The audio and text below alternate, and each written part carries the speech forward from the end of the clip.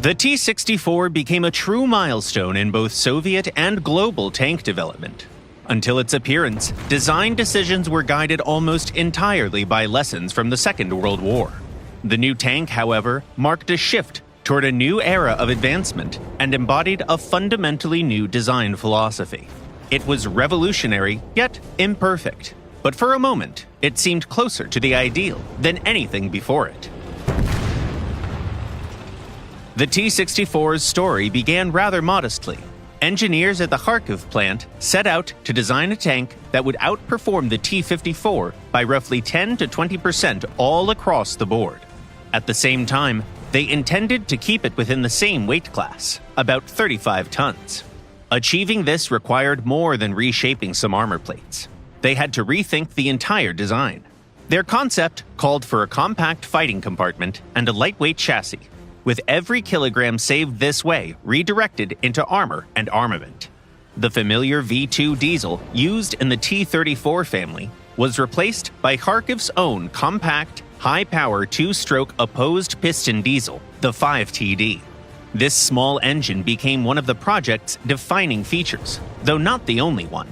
The driver was placed in the center in a semi-reclined position, and to improve visibility, the designers gave him 3 periscopes. The suspension and chassis were redesigned so they would account for no more than 15 to 20% of the vehicle's total weight. The experimental vehicle also received a gun sight with independent stabilization, an optical rangefinder, and a new 100mm gun.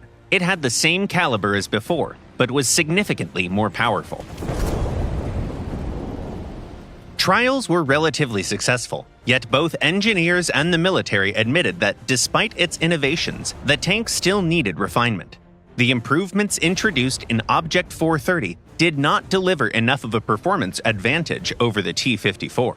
Even so, the prototype's potential was officially recognized, and the team began the development of a next-generation tank based on it.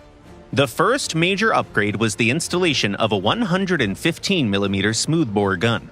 The U-5TS could fire a new type of fin-stabilized armor-piercing round that could penetrate the defenses of any existing NATO vehicle at long range, offered excellent flat trajectory performance, and was also cheaper to produce. But even that wasn't enough to make the vehicle a success. The next step forward was the addition of a true autoloader, placed in the center of the tank. After thoroughly analyzing the pros and cons of relying on automated loading, both the military and Kharkiv engineers agreed that its inclusion was ideal for a compact tank with a cramped fighting compartment. A carousel mechanism in the hull center would reduce the vehicle's overall dimensions, make loading consistent and independent of crew fatigue, and consolidate the ammunition into a single central location. And the innovations didn't end there.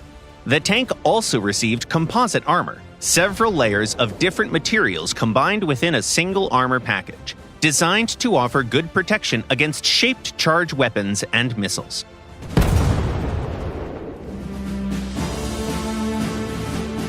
Object 432, as the vehicle was designated, entered trials in the early 1960s, and failed them.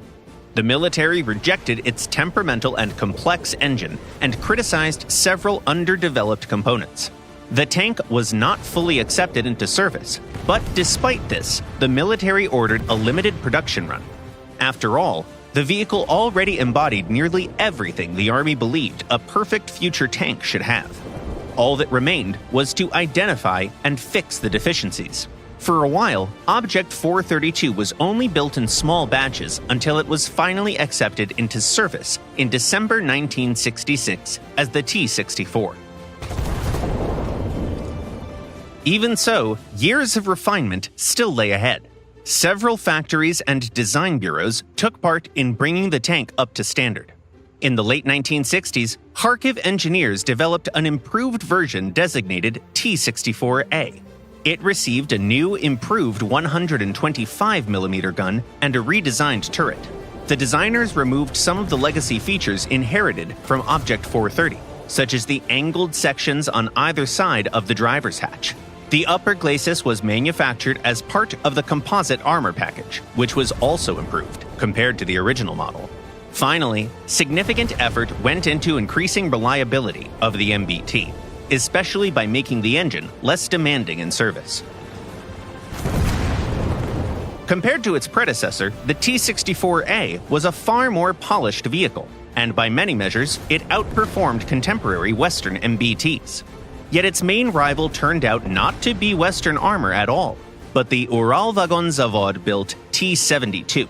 Engineers in Nizhny Tagil were originally meant to simply re-engineer the tank to use the proven V2 engine, but ultimately created a different combat vehicle altogether. The T-72 featured a different autoloader design and a more reliable chassis derived from the T-62.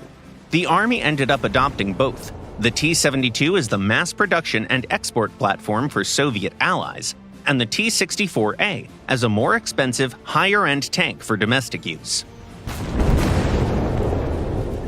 Although Soviet engineers continued improving the T-64A in the following decades, the design gradually began to show its age.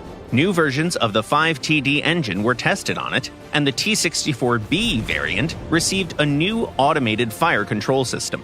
However, with years, attention of Soviet engineers shifted to other tanks, particularly the T-80. The final T-64 version fielded by the Soviet Army was the T-64BV, which added explosive reactive armor blocks to the 5-layer composite armor of late-production T-64Bs. It lagged behind the most advanced Soviet tanks of the time, but remained a capable combat vehicle nevertheless. After the collapse of the Soviet Union, the vast T-64 fleet was largely placed in storage or slated for retirement. Kharkiv designers continued attempting to modernize it in the 1990s and beyond, as the tank still had some room for improvement, but most upgrade plans never made it beyond paper.